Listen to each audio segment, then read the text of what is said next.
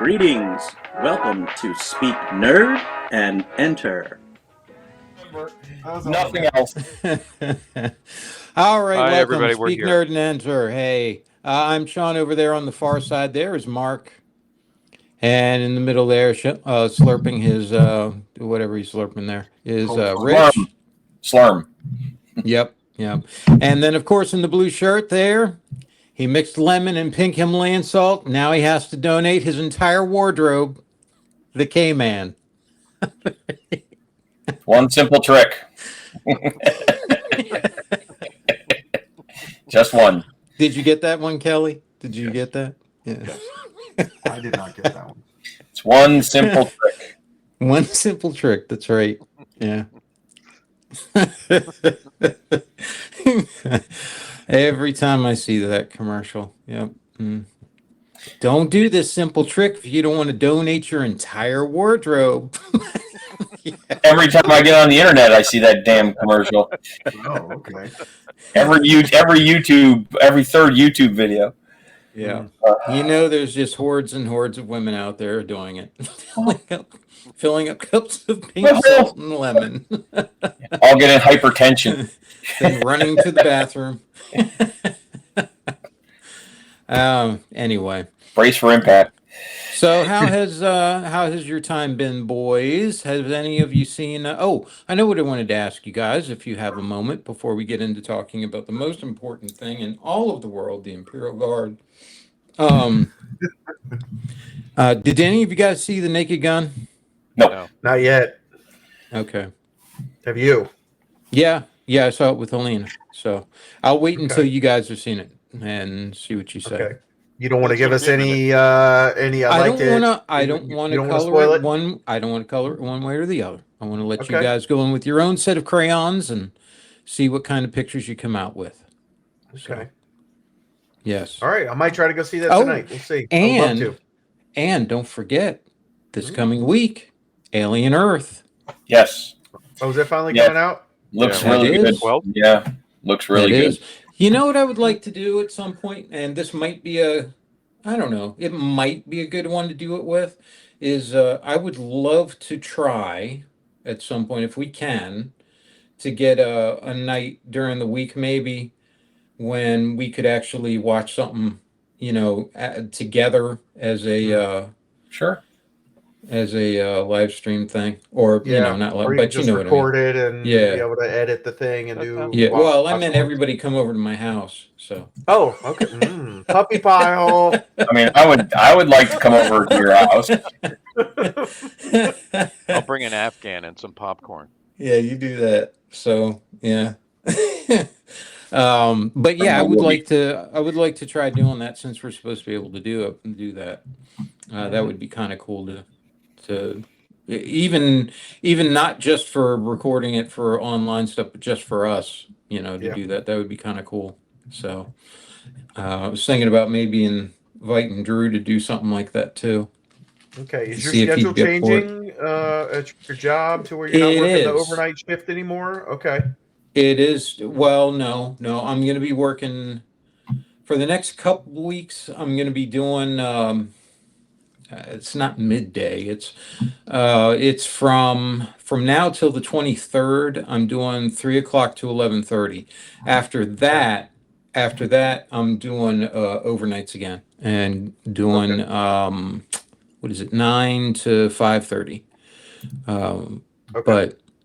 But we can my days off during my. What's that? So you're talking about doing something before you have to go to work or on one of your days off? On one of the days off is what I was thinking. Yeah. Okay. Yeah. Yeah, I'm down. So that my natural hatred for the world is not influencing my or is influencing my mood as little as possible. Yeah. No, I say we all get mobile, like hook up our mobile phones and just go in and see what movie came out that week, and we'll all three of us be all four of us in our respective movie theaters. You know what? Did movie. any of you guys see War of the Worlds, the newest one? No, but I heard about it. I 0%. It's spectacular. I'm the premise. Like I was like, oh, okay, this looks kind of cool. I was like, spectacular. I saw the trailer, and I'm like, yeah, all right, I'd watch that. Nope. And I did watch the pitch meeting video about it, and so like I know the story and how, but I'm like, wow, it's 0% on Ice Cube got paid however much he got paid to do exactly what we're doing for the whole movie. I walked into the living room and saw Helena watching that, and I was going to ask her, "What is that movie?" And immediately lost interest, wanted nothing to do with it, and figured out partway through that must have been what it was. It was an Amazon advertisement. It was. It was just a bunch of everybody's face, and we could make a movie. We could make from a movie production standpoint. It's got to be pretty cheap. Sit in this chair, talk at the camera. Green screen. You would think so. I wonder how much it actually costs to do. But movies are stupid expensive, especially considering no one likes it. I don't see why. It was good. It was so good. It was not good. Speaking of movies that I immediately lost interest in, I turned on Happy Gilmore 2 the other day. Oh, 5 minutes in, I was like, "Yeah, I'm done. I'm not watching this." I'm like, "This is, the whole premise. Get marries the chick from the first one, have 3 kids, life's going okay. Accidentally kills his wife with a golf ball. He hits the ball and hits her in the head, and she dies. And he's like, "Oh, that's it. I'm giving up. I'm gonna get drunk now." And he becomes an alcoholic. And I'm like, "You've got 3 kids. You can't just give up on, what sympathy am I supposed to have for this character because he decides, oh, a tragedy happened. Time for me to start drinking and give up on life." And I'm just like, and then some guy comes up to, he's like stocking shelves in the store or some nonsense. And he's like, "Oh, I need you to get back into golf." He's like, "I don't do that anymore." And I'm like, "Neither do I." Click. It was not funny. It was so dumb. If you losing me within 5 minutes, you started your thing off wrong. The underdog story of, this happy-go-lucky loser who makes it big in golf. Like, I'm here for the premise, but if that's what you're going to do, come on, man. I mean, I was very disappointed. Wow. So if you lose Mark, rarely do I turn a movie off after 5 minutes. Right. I'm willing to sit through an hour and a half of Ice Cube scowling at a camera. I'm still going to watch that because at this point, I just want to see it. But Happy Gilmore made me turn it off and do something else. So I've dug up some information on War of the Worlds. Supposedly it was filmed during the pandemic, which is why it's done the way it is. And the budget was rumored to be no more than $20 million. However, $20 million seems to be a crime in case of that. Yeah, $20 million in minutes is ridiculous. That is awful. That 0% rating. Amazing. So you did not like Happy Gilmore 2, Mark? Did not. I didn't like the first 5 minutes of Happy Gilmore 2. Yeah, I was like Mark. I'm going to watch Mark. it. I saw the first bit of it because Helena again was watching it. Mm-hmm. I saw the first little bit of it, and it made me so disgusted. I didn't even want to watch the original. Memberberries. Gotta have Memberberries. Yeah, the Memberberries. Yeah, Memberberries. It was all ruined. I didn't want to watch the first one anymore. Didn't want to see the second one. It brought up, This is so bad. It made me hate the first movie, which I liked. It did, which I liked. Yeah, I love that scene with Bob Barker. The scene with Bob Barker is timeless, man. Yeah, poisoned it for me. And now I can't watch it. Barker is awesome. He is, and I can't watch it anymore now because it makes me think of what happened afterwards. It ruined it. Adam Sandler needs a new house, so he's got to do that. Right, but Adam Sandler has demonstrated that he can make us laugh. He used to, and that doesn't mean you get to give up on it and just phone in this nonsense. When was the last time he actually made you laugh, though? When you think about it, Uncut Diamonds. Never saw it. Is that a movie? That was his dramatic. Or is that a I was gonna say. Well, that joke didn't land at all, did it? No. Well, I've never heard of this. Uncut Diamonds. I'd really say I haven't laughed at him since what? Happy Gilmore. Happy Gilmore. Yeah. I like Little Nicky. I was right. I thought Little Nicky was good. I don't know Every which day. one came out last. What's that, I Mark? thought Little Nicky was I good. said I laugh at him every day. Yeah. It's called He's got an Adam Uncut Sandler Gems, thing. not Uncut Diamonds, Goober. Whatever. Nobody saw it. I didn't see it either. So I didn't see that one either. Uncut Diamonds. I laughed at Happy Gilmore. I laughed at his turn as Canteen Boy on SNL. The Water Boy. Great. And Waterboy. That's when it's Waterboy. It was like he's phoned in a couple of Waterboy was fair. He's phoned in a couple of ones with Jennifer Aniston. You know, and again, those are good. And I don't mean this in a terrible way, but that's Helena would love those. You know what I mean? Like that's the I just want to laugh at something mindless kind of crowd. Like you know, I really like 50 like they were not offensive. This one was offensive. This one made me not like him and what he's doing. Yeah, you see the difference. Like this movie, I'm like, okay, whatever. You phone it in. You're having fun with Jennifer Aniston. You're getting into hijinks.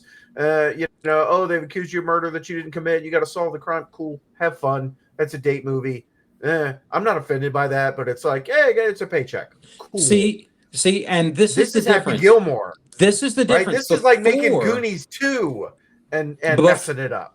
Before this Happy Gilmore 2 thing, I would have been, Adam Sandler, you can attack him all you want, but he had some good stuff out there. He had a few swings where he made us laugh. And now I'm at the point, when's the last time he's ever made us laugh? How long's it been now? That guy sucks.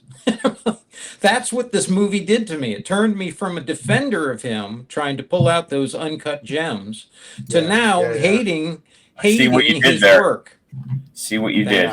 Thank you. Right, and contrast that with what's that Beverly Hills Cop one that just came out? Axel Foley, I think is what it was. Axel Foley, yes, I watched it.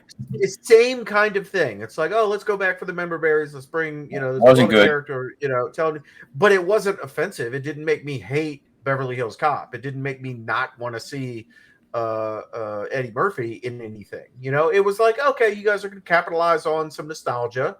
Go for it. It worked. Was it as great as the other ones? Of course not. But, I was here for it. I'm down for some Memberberries. But this one, and maybe half an hour in, it got good. I doubt it.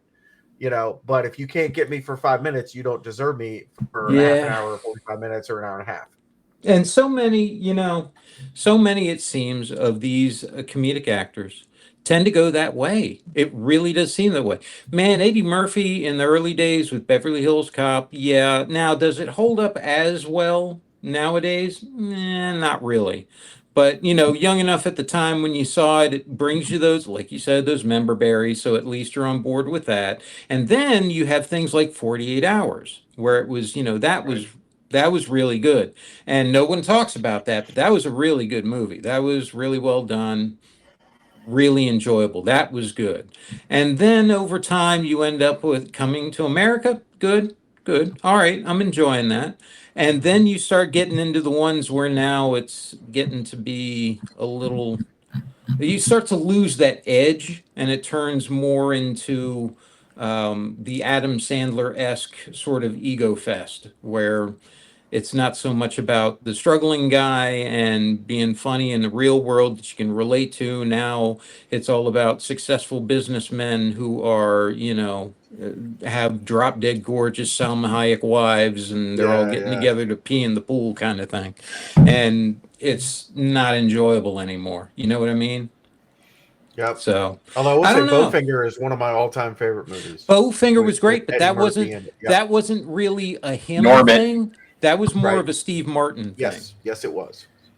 Although I do give him all the credit in the world for playing that part and being able to, do both those characters. Both those parts, yep. Yep, that was great. I got no issues with that. That was really good. But I think that was more because of Martin than it was. Right, I agree. Like, I don't like Bowfinger because of him in it. I like the movie Bowfinger and everyone who was in it and what the movie's about. But that's just I really enjoyed that movie, and Eddie Murphy happens to be a big part of that movie. So Yeah, where he plays again two different characters. One who's more and relatable, but more real world kind of. You're empathizing with him, and then the other one is actually kind of a satire of the typical Hollywood Hollywood star. star, out of touch kind of thing. So that one, yeah, I like that one a lot too. And I think Martin has. I think Steve Martin has stayed more in touch, I suppose, that way. He's got more movies that I think are actually pretty good that way. That are more in his. I can look at those and still enjoy them, that kind of thing. Only Murders in the Building is the first season was great. The other ones, it's okay, but it's not hateful. Mhm. And Right. Martin Short is I always enjoyed Martin Short, and so yeah, I don't know. I just think it's hard for comedians to do that. I think Monty Python and John Cleese did really well with keeping their body of work pretty good over the years. Not as successful, I guess, in a lot of different ways, but still good. Yeah. Yep. Anyway. Um. What else did we miss? There was something else that before we get to the main event with Cadia there, I thought there was something else you guys were going to try to watch. Did you guys watch the Killer of Killers? Nope. No. Remember you were going to see the Predator thing? Yeah, it's on Hulu, Oh, right? is that the Predator Yeah. one? Yeah. Yeah. No. Okay. Well, I'll add it to my list. Add it to the homework. I know. Homework. I swear for the last like 3 months, I think I've never been busier in my whole life. Like I'm not watching anything. And the reason I'm doing the audiobooks is because I got to drive back and forth to work every day. And that's my listen to stuff time. But my watch time has gone down pretty significantly in the recent past. So same thing with movies. I'm like, oh yeah, let me block out 2 hours to go to a movie. That's hard. You know what I'm saying? Like, well, it's hard. I'll tell you what's hard. It's hard to actually want to anymore. yeah. The expense and the investment in time and all that stuff for what you're getting. It's just, man, yeah. That's what I think about the most when I go to the movies now. Is do I really want to do that? Because if it's not good, I'm gonna be pissed I didn't just stay home and let Helena watch it on Netflix at some point when it comes out. Instead of spending $70 on nachos and a soda and And a super cup. and a super cup. Yeah. But you know what was has brought back those member berries and is really a shining point in entertainment that way, comedic entertainment. I was thinking about this just the other day. Two of my favorites of all time were Always Sunny in Philadelphia, because they got the new season that just came out, and I still enjoy watching that show. I still like doing that. And because it's that rare bit in entertainment that is still irreverent and does things that just aren't acceptable, even in today's world, and it's just really good that way. South Park is another one. Still love watching South Park, and even the last few episodes have been really funny. I've heard about them. I haven't had a chance to sit down and watch them. Like a week or two ago, I was looking for them, and they were like, "It doesn't come out for another couple days." And I was like, I just want to watch the South Park. That one with Christy Nome, this last one where she keeps shooting the puppies. Yeah. And Arrested Development. That's that show. Has something new happened with Arrested Development? No, not at all. Not at all. Okay. I'm just saying, just some of those shining examples we've talked about. That's one I think that not a lot of people know about anymore, because it's been long enough now that most people just don't know anymore about it. Yeah. And it's a shame, because that one was amazing. That one really was. But anyway, all right. Enough of the Memberberry part. Yes. Let's get into a little bit of light treason. Right. Mark, you finished a literary venture I did. I have had the Fall of Cadia in my audiobook library for a minute and have not gotten around to listening to it. And I was like, all right, let me jump on this. And so I did, and I was very pleasantly surprised. You know, like Who I wrote know the that one? story. I'm not sure who wrote that one. I think it was one of the guys we like, but I haven't read it yet. So I'm gonna don't let give somebody up else any look that up. spoilers. I'm not sure. Was that Kelly? I haven't read it yet, so don't give up any spoilers. Okay. Cadia has fallen. Robert Rath. It was a good Who? book. The Robert end. Rath is the one who The owner of the Patriots? Yeah, he moonlighted. his name. Library On his name. Robert. Next shooter. Let's go. No, it was a great book. So this is one of those books that I'm going to call an ensemble cast, right? It's not we're following one guy through the whole book. We're following, I don't know, 8 or 10 or whatever characters through the book. So you got the guy who's leading the defense of Cadia, you know, the Lord Commander General. Berserker Creed. Yeah, that dude is in it. You know, Belisarius Call shows up. Trace in the Infinite shows up. You got some regular. You got some like guard pilot who's doing recon stuff. I'm sorry, it's just my reaction every time you bring up guard. There's a lot of guardsmen in the Fall of Cadia. You're gonna have to stifle your responses, and it's gonna be a lot of It's kind of like if you were describing a Godzilla movie to me, and you're talking about the guy. And this from woman the, runs from around, and yeah. His anyway, nurse wife. There's a host running of different guardsmen doing guardsman stuff. Yeah, That means really dying. good, but like, yeah, and it's dying. But like, Legion of the Damned showed up. The Saint Celestine shows up. You got some Sisters of Battle that are in there. There's actually not as many space. There's a bunch of Space Marines, but they're less main characters of the book. You know, where we're following. Wow. This probably why it fell. Probably why it fell. Yeah. Let's downplay But Marines they did such a good job of show, and of course on the other side you got Abaddon and the Black Fortress and this other Space Marine who's like Typhus he's like half demon before he finally ascends to full demonhood. And what was that, Kelly? You know what? That's like the whole thing with the Empire. You know, I mean, the Imperium is you've got. I mean, here you are. You're talking. Abaddon shows up, and you have guardsmen. Yeah. If Abaddon himself just showed up, and the entire Imperial Guard showed up, who did you think would win? You know, I mean. Hey, shut up. So anyway, the most important lodestone of the entire Imperium. We'll leave the Home Depot guards up there to hold the joint together. That should do. Canadians are not quite. It'll be fine. We'll clog their guns with our bodies. That is the tactic. I mean, that is the tactic. I think there was also an appearance by some Mordian Iron Guard. So there you have it. All right, Destroyans show up. That's right. Yeah. There was a Rough Rider charge as well. There was all kinds of stuff going on in this book. Anyway, a Black Library book has no business being this well written, despite Sean's laughter. I thoroughly enjoyed it. It was very well written. All of the characters got a minute, to do what they were doing. And for me, it was just really nice to have like Legion of the Damned show up, because I've always liked them when they, since they first came out, and to actually have them show up in a book and to have Call interacting with, the Xenos and the Necrons was really fun as well.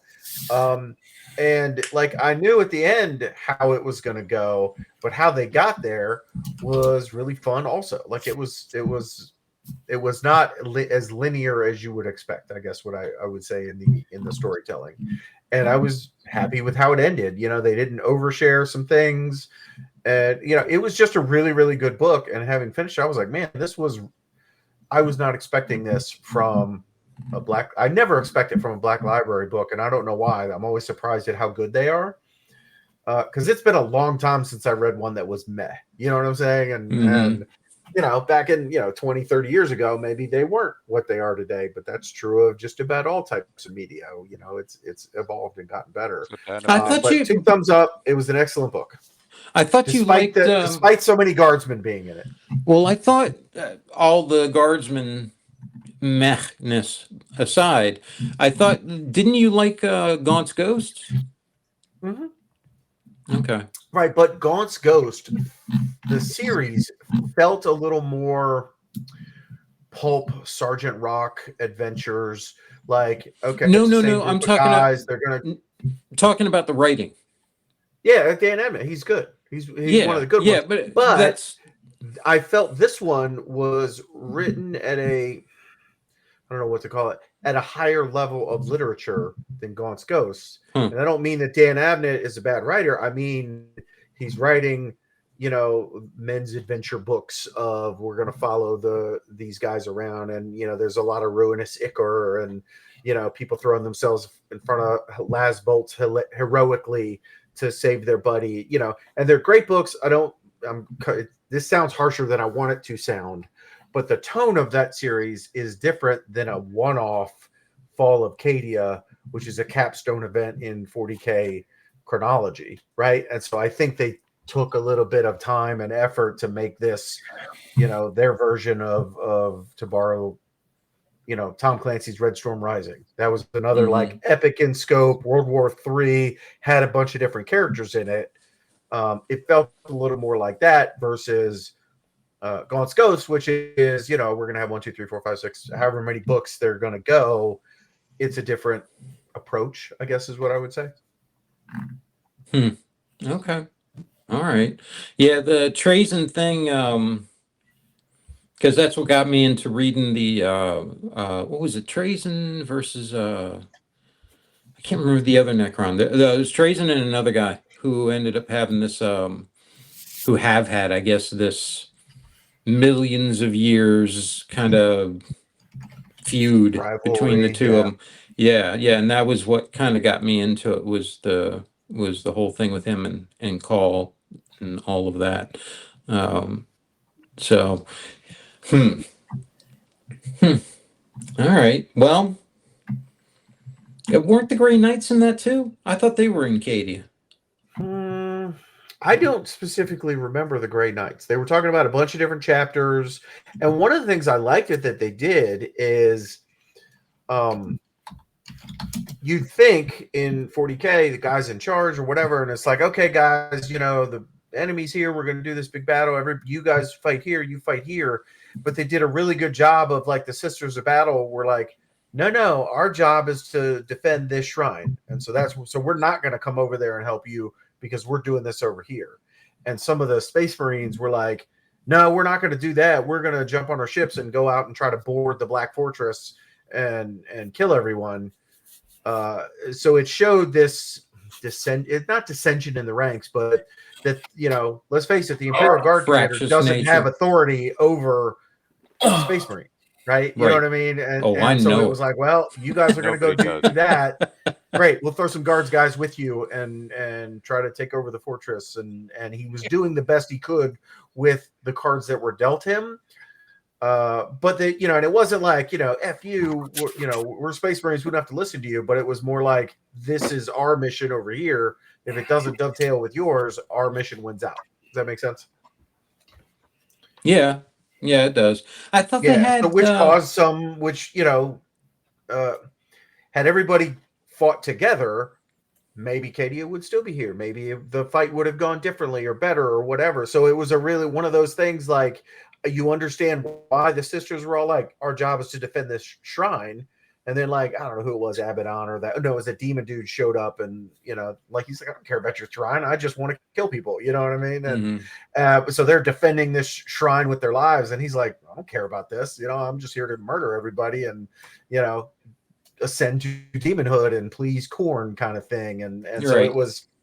it was really well written to show that not everybody on either side is fighting for the general and the master plan, and they all had their own perspectives. You know what I'm saying? Okay. Yeah, the Grey Knights were there, Sean. They were there. They were fighting Angron or something, weren't they? They were fighting at Kasser Partox. They were there for demons. I don't know if they fought Angron in particular. Because I thought Angron had returned there. Yeah, that was what I thought as well. I'm looking right now. They must And have that was glossed over that definitely part in the audiobook. well, that was definitely the part that Because because after Angron, that. Sorry, go ahead. I'd say Angron just came back to fight the Black Templars and the Space Wolves in the current era. There was an Emperor's Champion in there as well. Yeah, they always come with the Black Templars. They always have the Emperor's Champion. Yeah, but I remember like in the book, and I was like, "Oh, cool! It's an Emperor's Champion." You know, And then he died. I'm pretty sure he did actually. They do. But he got to be an Emperor's Champion for a minute. Congrats, so you're the Emperor's Champion. Damn it! Oh man! Why? I can't find it that well. But yes, if only there was some technologically based way of searching to see if I like it this way. Yeah. We're gonna flip so much more entertaining paper rather than rely on all of you have fingers as far as I'm aware. indexing technology. As opposed to me doing it, you could actually answer this Only question. there was a worldwide communication. But no, I wish I'm glad that you spend the time on the podcast to waste everyone else's time. Hey, you're the one that got out a book while we're filming, man. Well down. Yeah, you don't care what I do. Go ahead. It's not like you care anymore now. Keep going. I find it educational. Yeah. No, it was a great book. I think you guys will enjoy it. If you haven't listened to it, please do. It was fun. Well, that was the event that. Let's do this. That's not Angron. I know it's not Angron. That's I'm doing Angron. That event was, of course, what started the Indominus Crusade. So, yes, that's a good jumping off point for you to get into that and reading that stuff, and because of course that was what spurred the return of Gilliman to save the Primaris Marines are mentioned in this book as well. So you can really see them setting up because it was before they were all produced or before they were, before they were introduced out. Exactly. Yeah. But like they're, like I say, it had the kitchen sink in it, including Angron did not appear. Leading up to what we were going to get with the Indominus Crusade and the introduction of the Primaris. So like it had a bunch of Memberberries and it set us up for the new stuff. So I'm here for it because I, for one, missed the Legion of the Damned. They kind of went away with this book. You know what I mean? Well, the Legion of the Damned, I'll be honest, I wish they would write for them in kind of the same vein that they were originally introduced. Where the Legion of the Damned, when they were originally introduced, remember it was really cool because it was like they showed up and it was just a slaughter. And then they left. But it wasn't like they were going to be a continuing ongoing thing. It was, they'd be fighting and every now and again, one guy would go into a berserker thing and then just die, so it was a tragic story with an ending and they were going to have some sort of meaning. And now, I don't know. Now, I don't know how I feel about it in comparison to that. I'm glad they're still there. I didn't like is like they showed up and like, the Lord Commander is in his like bunker and they're all talking about stuff and they're like, yeah, and the Legion of Damned are over there, defending this pylon or whatever. But they're all like, everybody knows what the Legion of the Damned is. Nobody's like, who? See, that was the thing. Right, that was the thing. I was like, I thought that they were a little more enigmatic, unlooked for, help from on high, miracle troops versus let's put them on the org chart. The Legion of the Damned are over there fighting with the 101st Valkyrie Regiment or whatever. Right. That was the thing. It was a bunch of stories and snippets of stories and, unconfirmed this and that's where suddenly these Spectre-like things show up and just wipe crap out, Yes. And to be fair, that is the extent of them in the book where some people are talking about, the Legion of the Damned showed up and they're fighting over there. It wasn't like we were zooming in on what they were doing specifically and following their battles. It was more like they were mentioned a couple of times, which I appreciated. But yes, it was when in the course of that, it wasn't like who. everybody seemed to know who the Yeah, Legion of that's what I Legenda mean. was, right? That's what I mean. They were more enigmatic when they showed, and that's what I always liked, was that it was almost heretical to even think about it, but it was kind of beneficial to the Imperium, so they didn't quite call it heresy, that kind of thing. I just like that feel and mystery that went with them. That was kind of cool, and it seems to have changed a bit in the writing now, so. But All the I remember when Sergeant Centurious came out, and everyone was hot for him. Let me tell you. yeah, see, that was the other thing that kind of bummed me out, was they decided to go the hero route with them and give them some sort of organization, and that's what I liked about them before. Remember, was that they were supposed to essentially be equal in death. Right. There were And no sergeants, no captains, no nothing. They were all just troopers. Right, exactly. Yeah, they couldn't tell mean, who was what or any of that. And then they came out with that sergeant and all these different, hero models for them and all. And I was like, man, that kind of takes away from the coolness of what they were. Well, they were Rogue Trader era. They were in White Dwarf, I think, 99 Right. is Yeah, where they I know. showed up. So, yeah. we it was played them. White Dwarf 99. I remember Yeah. that one. Yeah. I still have a copy of it somewhere because it was Right. Yeah, it was and cool. one of them would like pop off and go nuts. Yeah, because it was over. They win a battle, they command to the next unit, and they were just like boom, boom, boom, boom, and you won the game. And it gave a really cool kind of mental image when you thought about it, about this guy suddenly just becoming a blur on the battlefield. And as long as he could get to somebody, he was going to keep going. But as soon as there wasn't somebody in range, he just drops dead. I don't know. There was just something cool about it that way and mysterious, and they took that away. That's what they're doing with 40K in general. It's just like they did with the what is it? The thing the Grey Knights have, the decree. They're removing all the mysteries. You're not allowed to have the mysteries anymore. Things are being. It's just like when Bucky came back as the Winter Soldier, which was a great way to tell it, but still, it's like, oh, that thing that would never happen is now happened. The Terminus Decree, is that it? The Grey Knight thing, Terminus Decree. So I don't. Yeah, it was one. I can't remember which it is, but yeah. Right. Yeah. Well, I mean, this is part of the problem with, and it's wargaming, it's role playing, it's whatever. One of the things we like is the mystery, and all the lines of the map aren't filled in.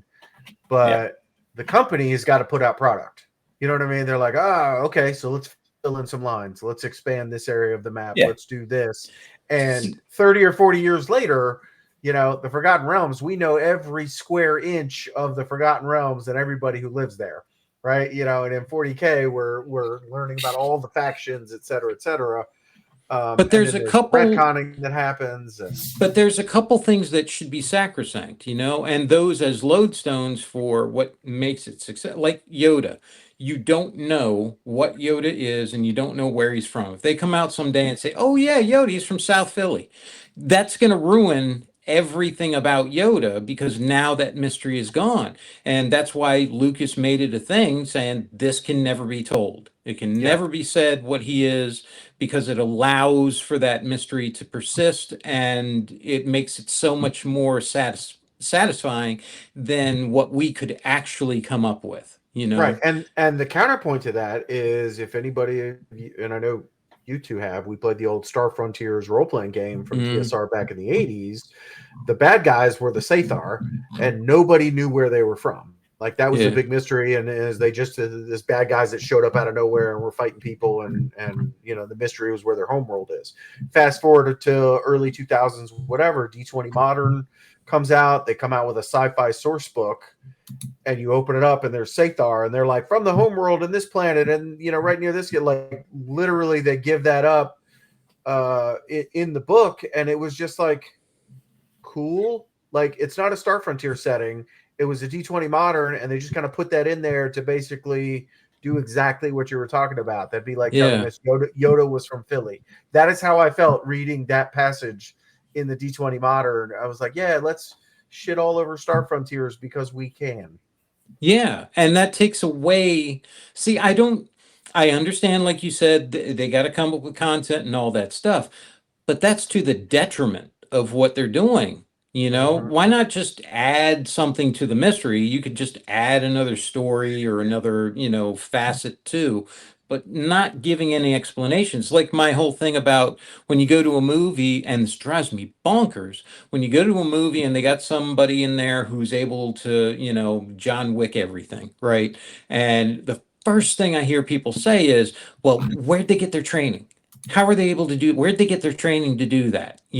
Like, and then they give him, oh my God, this guy's got a tattoo that shows he's from this, particular special super secret, double handshake kind of unit, that kind of thing. And that ruins it. Why do you need to do that? Just leave it a mystery. The whole thing with Cloverfield that I loved was they had no idea about the there was no answer to it. None. Yeah.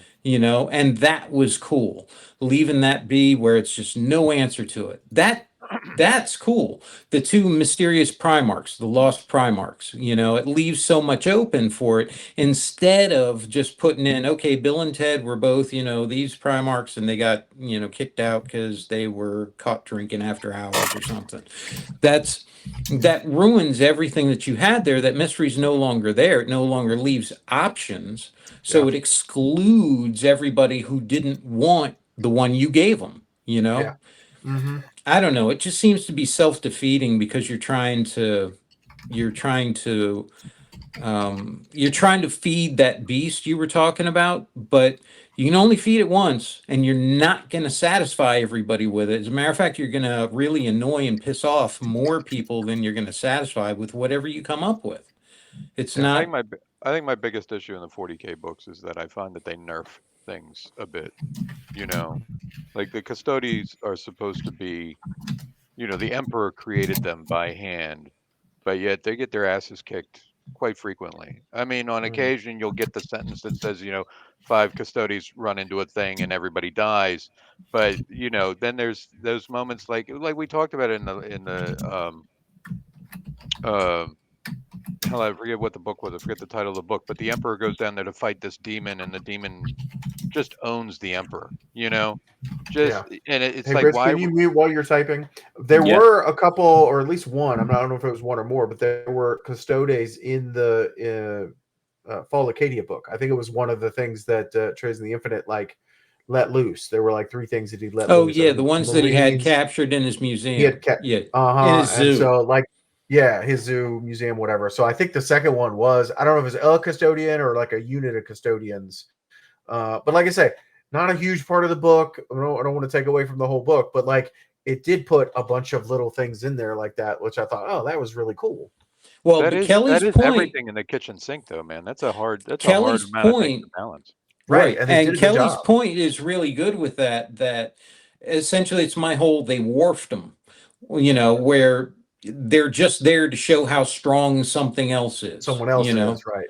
Right. This is a danger. Oh my God, they killed this. Well, that becomes the bar then, because you start throwing that at everything that you want to show how strong it is. And that's all they're there for, is to just get beat up, Right.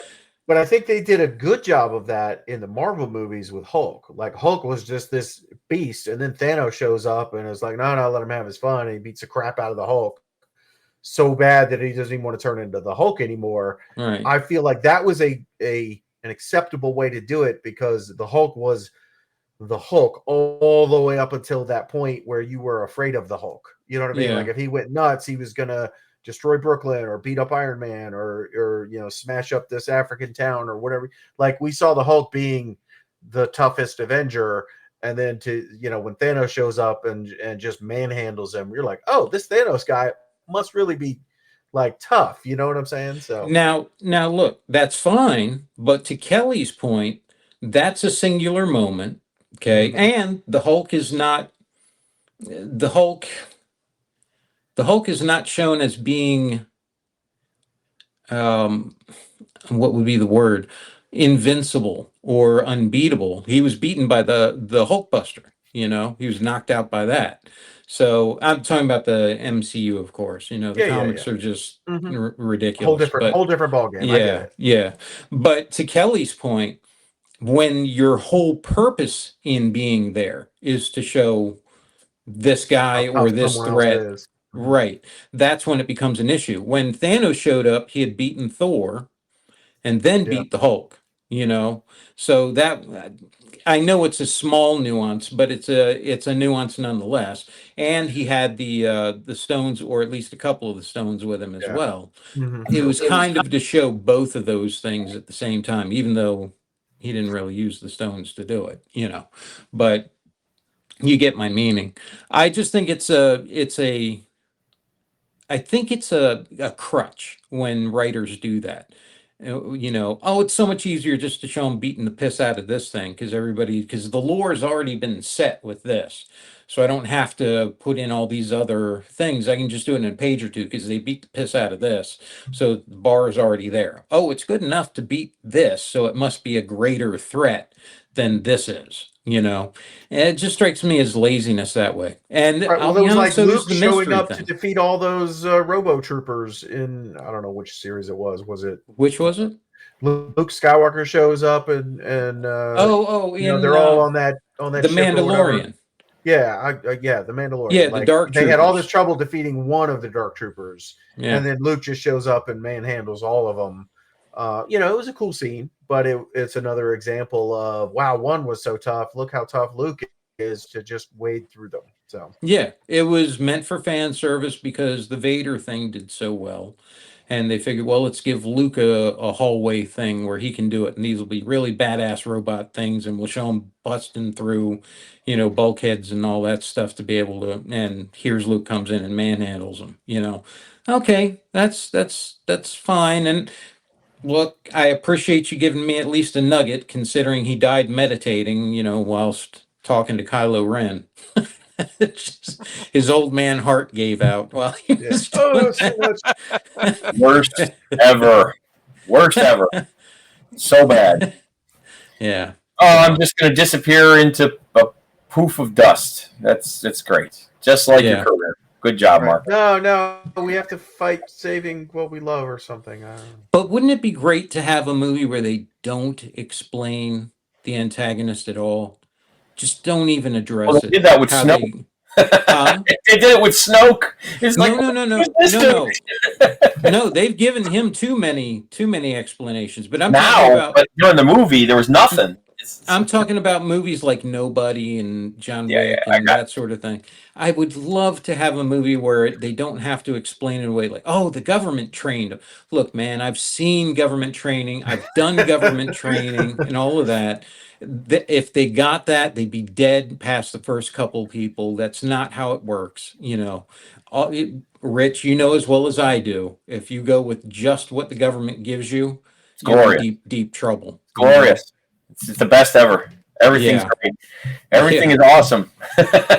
But why give, you know, it just seems so, it just, oh, that bugs me. I don't know why it bugs me so much. It just seems so easy to just give Yeah. that, you know. Yeah, anyway. All right. Well, so are you going to start the Indomitus thing then, Mark? I think I've already read a couple of those. Yes. Did you? Yes, I am.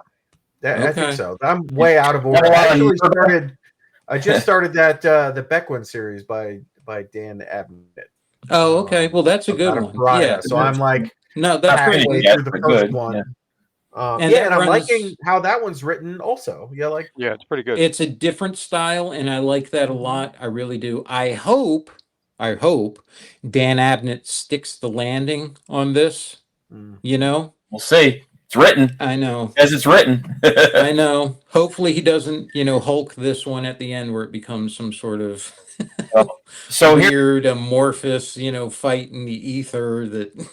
so from the Indominus stuff, Mark, do you remember a lot of Nurgle? Because that's a lot of the Indominus is a lot of Nurgle.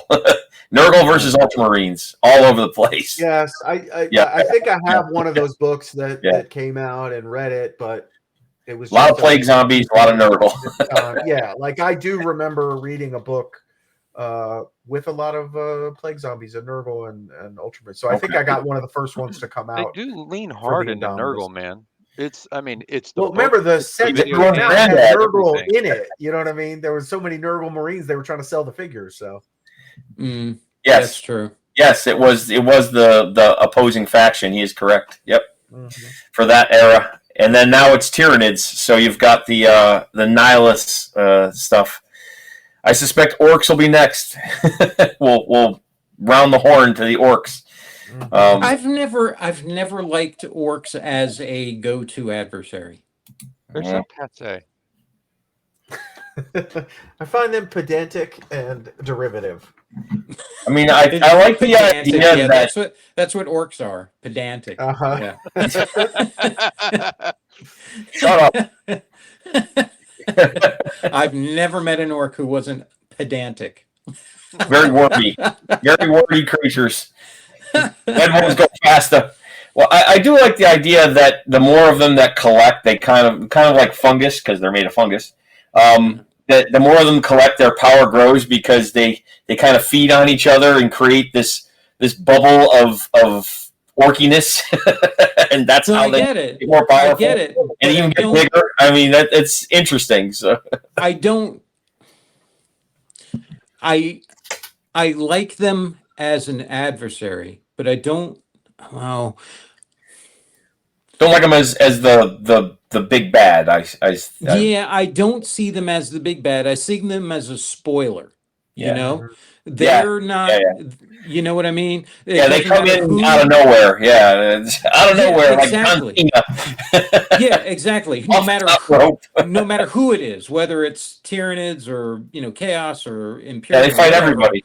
Yeah, they're just the spoiler. They just show up and spoil things. Yeah, and to me, they're more like flooding in your basement. You're like, oh, now I got to deal with this too. Yes, yeah. Like when they show up. Yeah, exactly. Yeah. And I kind of picture that's what their purpose was with the old ones. I know that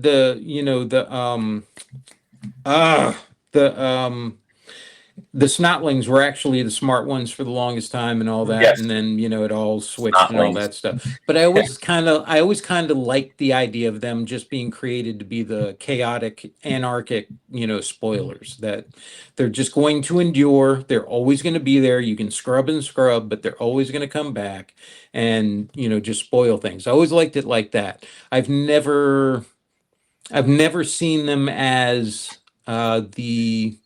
I've never seen him as the primary antagonist. The antagonist. I've never seen him as that so much because I don't see them. I've never taken them that seriously. Well, they don't have that kind of.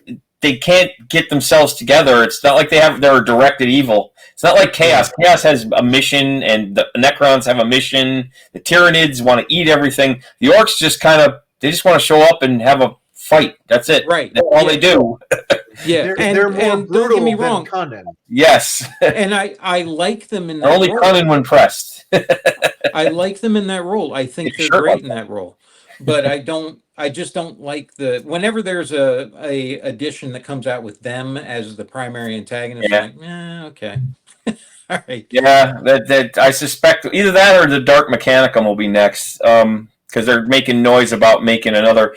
I heard a rumor, and it's just a rumor, that they want to get rid of demons in 40K because they don't like having them both in both systems, and now they're in 3 systems.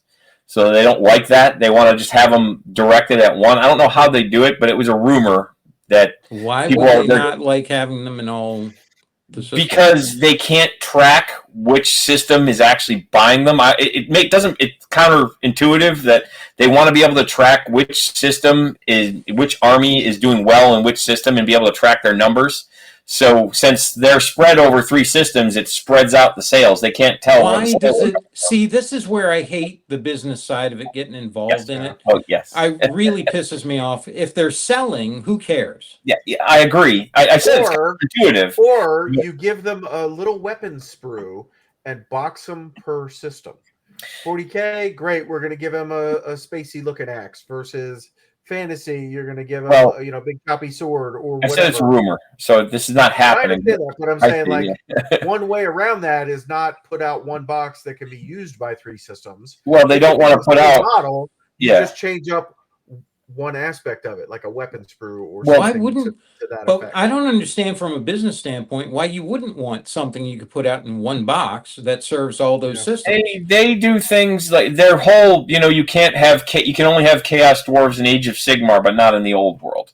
You can only have Tomb Kings in the old world and not Age of Sigmar. In Age of Sigmar, they're the Ossiarch Bonar, whatever they are, Bone Boys. Yeah, I don't So, understand. so you can have vampire counts in the old world, but in the Age of Sigmar, they're the Soul Blight. So I mean, I don't know who's making the decisions in the marketing. Well, I know who makes the decisions in the marketing because I know him. But I mean, that's beside the point. You just said you didn't. Make up No. your mind. No, I don't know if he's making all of the decisions. I know the guy who covering up. I don't know if he's making all the decisions. Even I don't know what the heck's going on. But at the same time, it's just one of those weird things that they didn't used to be like that. I remember when we all worked there, it didn't matter where they were selling from. They had Chaos set up like that on purpose so they could sell them in every system. Right. Yeah. And now there seems to be a push to kind of pigeonhole things into each system that this is only good here and this is only good here and this is only good here. It doesn't make any sense but you see it with the Imperial Knights, because the Imperial Knights in 40K are different. Asian Sigmar? Well, no, right. That's right. No, in Horus Heresy you have Imperial Knights. Right now they're the resin ones, right? But in 40K you have War Dogs that are the armigers in 40K that don't appear in the Heresy. And it's just a weird, they want to make them connected to just one thing for some reason. I don't understand it myself. I don't understand that, man. That seems... They have a reason, but so the rumor is that they're going to push, what's his name? Who's the mechanical new demon god? Belisarius. Oh, I know. No. I know who you're talking about. No. Yeah, I know. Yeah, I know who you mean. Yeah, so I can't remember his name either. They're going to He's push trying him to be taken seriously. Yes. He's like Perturabo's daddy. But he's the one that the rumor is that they're going to push that faction as the new kind of demonic faction, big bad, and pull away from the four Chaos Gods. But I don't know how they could possibly do it because they're so integral to everything that in every universe. That's dumb. So I'm just saying it's something that's been bandied about the interwebs. This is why the English should not be allowed to just have something. Well, that's why we made the website in the U.S. I mean, it's never going to work. And this is so for our fan. We need to put Chaos into child protective custody and just so you take it away from the abusive parents. In 1996-97, the UK business was against integrating the internet into Games Workshop. They felt it would never work. And it was the U.S. business, which I was involved in, that actually pushed it forward, and it's now their primary business model. But that was a UK decision. This is never going to take off. We're going to be on mail order forever. Yes, it's my fault. Partially. Me and my two team members. But yes. I remember the mail order bits guys in the corner. Yes. Oh, this is never going away. It's never. Yes, and they said they were very threatened by the internet, and we said we think it's going to be okay. Tim was in no man's land with that one desk between mail order and the other guys. Yep. Yes. Yes. So but the U.S. company were the ones that actually caused them to have the leg up on everyone else. But the UK company did not like the internet in the beginning. They love it now. I'll tell you that much. But in the beginning, there was only two guys in the management in the U.S. who happened to be English, who said, "No, we think it's a good idea. We're going to put some money towards it." And look what happened. So, but yeah, like you said, Kelly, don't trust them with that decision-making capability.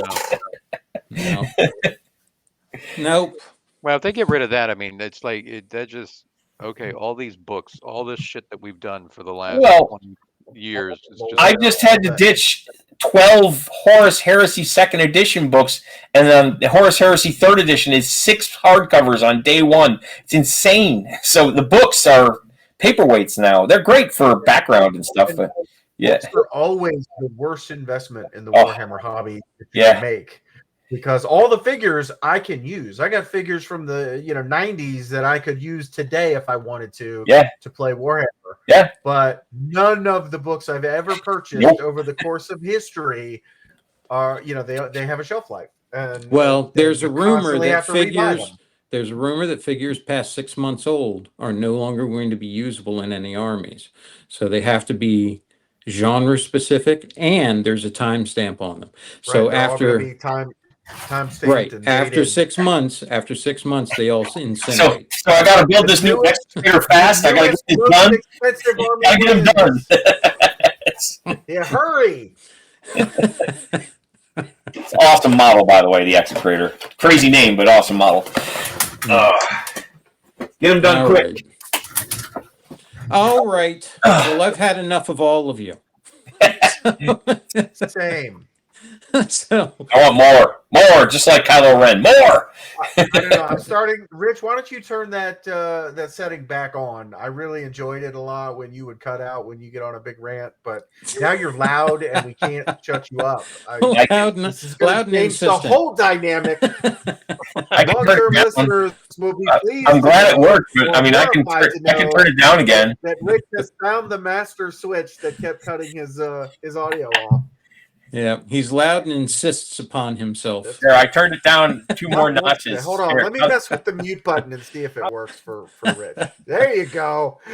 That's where it was. That's fun. That's where it was. And here's where it could be. We're not doing that. I'm muting. No, you don't need to. There, I turned it down a little.